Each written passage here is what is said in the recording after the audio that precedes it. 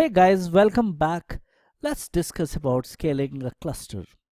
Now, all these techniques are great for scaling of the application, but what about the cluster itself?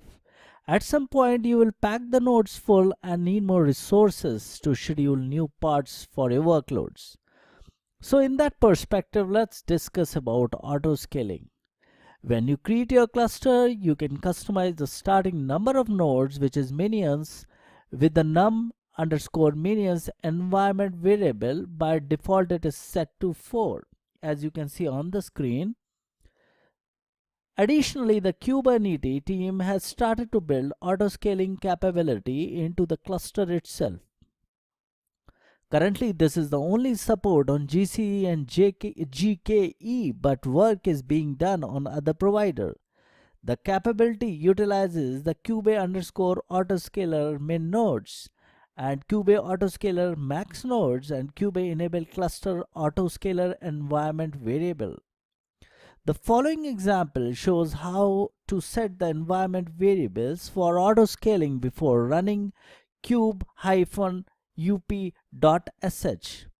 As you can see in the screen in the top where I am pointing through my mouse cursor. Also bear in mind that changing this before the cluster is started will have no effect. You would need to tear down the cluster and create it once again. Thus this section will show on how to add nodes to an existing cluster without rebuilding it. Now once you start a cluster with these settings, your cluster will automatically scale up and down with the minimum and maximum limbs based on compute resource usage in the cluster.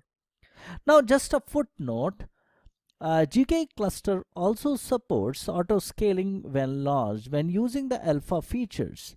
The preceding example will use a flag such as enable auto scaling min nodes 2 and max nodes 5 in a command line launch. Okay, so let's quickly get started with scaling up the cluster on GCE. Now, if you wish to scale out an existing cluster, we can do it with a few tips. Manually scaling up your cluster on GCE is actually quite easy. The existing plumbing uses manage instance group in GCE, which allows you to easily add more machines of a standard configuration to the group via an instance template. You can see this template easily in the GCE console. First, open the console. By default, this should open your default project console. If you are using another project for your Kubernetes cluster, simply select it with, from the project drop down at the top of the page. On the side panel, see under Compute and then Compute Engine and select Instance Templates. You should see a template titled Kubernetes Minion Template. Note that the name could vary slightly if you have customized your cluster name settings. Click on that template to see the details. Refer to the screenshot shot which is attached on the screen right away, and you can see that. So you will see a number of settings, but the meat of the template is under the custom metadata. Here you will see a number of environment variables and also a startup script that is run after a new machine instance is created. These are the core components that allows us to create new machines and have them automatically added to the available cluster nodes. Because the template for new machine is already created, it is very simple to scale out our cluster in GCE. Let me quickly move to the next screen. Okay, so once in the compute section of the console, as you can see on the screen, simply go to instance group located right above the instance template.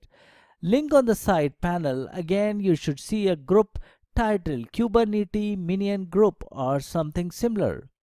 Click on that group to see the detail as shown in the following screenshot on the screen right now.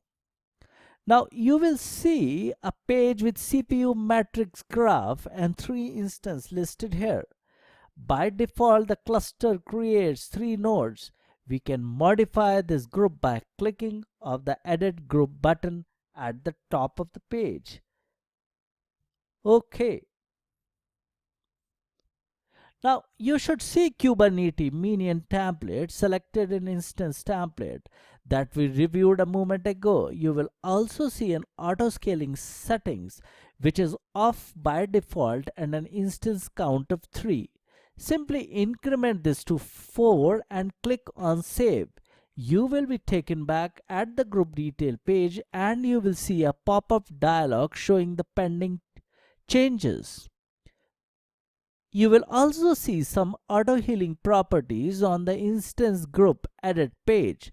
This recreates failed instances and allows you to set health check as well as the initial delay period before an action is taken. In a few minutes, you will have a new instance listed on the details page. We can test that this is ready using the get nodes command from the command line. And the command, as you know, is uh, kubectl1 get nodes. Let me quickly change the screen. Give me a second. Okay. Now, a word of caution on auto scaling and scale down in general. First, if we repeat the earlier process and decrease the countdown to 4, GC will remove one node. However, it will not necessarily be the node you just added. The good news is that the pods will be rescheduled on the remaining nodes. However, it can only reschedule where resources are available. If you are close to full capacity and shut down a node, there is a good chance that some pods will not have to place to be rescheduled. In good chance that some pods will not have to be rescheduled. In addition, this is not a live migration, so any application state will be lost in the transition. The bottom line is that you should carefully consider the implication before scaling down or implementing an auto scaling scheme. Now, I have attached a note. I mean, it's in the for more information on general auto scaling in GC, refer to the link attached on the screen at the top. And for more details, because it's not possible to cover all the things here because of the time crunch. So with that, I'm taking a pause, and in the next lecture we would be talking a few more things. So till then, thank you very much.